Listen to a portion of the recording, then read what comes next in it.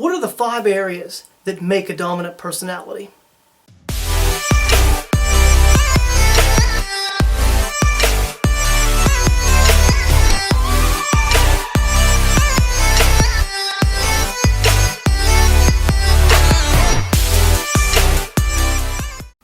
Hi everyone. Hey, in this lesson I want to talk about the dominant style, but I want to get into it a little bit more deeply in terms of the whole notion of how a dominant style personality really can be affected, but also how they're responsive to certain things and what type of style do they really have. Alright, so in this lesson I want to talk about 5 different things. And the 5 different things that these personality styles have. Number 1 is the pace. Number 2 is priority. Number 3 is what they seek. Number 4 are their strengths. And number 5 are the growth areas. So let me start with number 1, pace. When you're talking about a dominant style personality, what you're talking about is someone, their ability to be able to make quick decisions is really an asset of theirs. Their pace is quick, they make decisions, they're fast on their feet, they throw things against the wall, see what makes them stick. These are the people that really kind of make things jive. And you want these type of people there in your organization because they get things done. And they're the motivators, they're the no-nonsense people. So with that, their pace is really fast. So when you're talking to a dominant style, you want to make sure that you pick up the pace and not give too much detail because they want to get things done and they want to get them done quickly. So number 2, priority. What's their priority? Well, their priority are goals. They want to get things done. Since they want to get things done, they want to make sure they have a goal.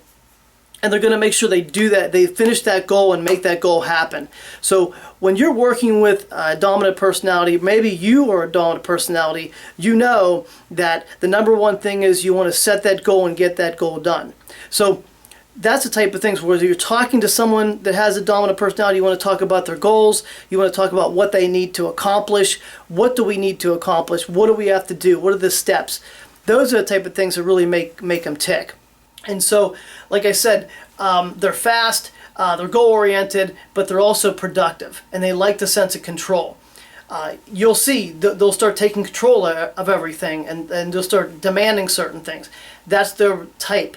So that's the type of person they are, and so that's why it's still a great idea to have them on your team because they get things done and they're very productive. So what are their strengths? What's a dominant style strength? Well, their dominant style strength is absolutely leadership and pioneering.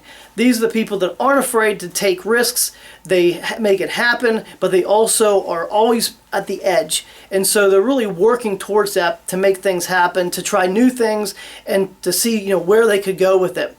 And so when you're having a conversation with the dominant personality style, what you want to do is you want to listen in real close on, what are they thinking? Where do they want to go with certain ideas? And how are they going to try to get there? So you really want to kind of tap into that to see, where they're going, because that'll really give you the edge as a business, as a team, to be able to listen in on someone who has those type of ideas. And number 5, growth areas. Well, the one growth area they have that they really need and they really need to work on is their impatience. They're really poor listeners and they're very impatient. Any strength that you have is also a weakness, and this is one of the weaknesses. So if you're a dominant personality, what you want to do is you want to really understand that your impatience can be problematic, so you have to get that under control. And the listening part, they're catching a lot of information, but they might be only taking in some of that information because they're so quick-paced. So with that, if you are a dominant personality style, then what you want to do is you want to kind of try to slow down a little bit, try to listen, try to be a little bit more patient, and then from there things will be better. So it's all about just kind of self-improvement at that point. And so if you're working with someone like that, or you are like that style, that's just a tip for that. Okay, so try the next lesson here. We'll move it on to the interpersonal, the influencer, and I'll be talking to you in that lesson.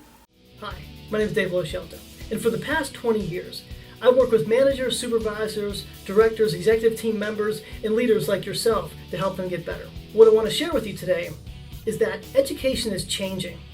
And if you want to learn, you have to learn in a faster and more efficient way. I've developed a number of courses that are short and easy to learn, 24/7. You can learn them from your phone, your tablet, or your computer. From my vast amounts of experience, my mentors taught me that learning is the key to success, and to have a formula is the way to do it. Do you want the competitive advantage?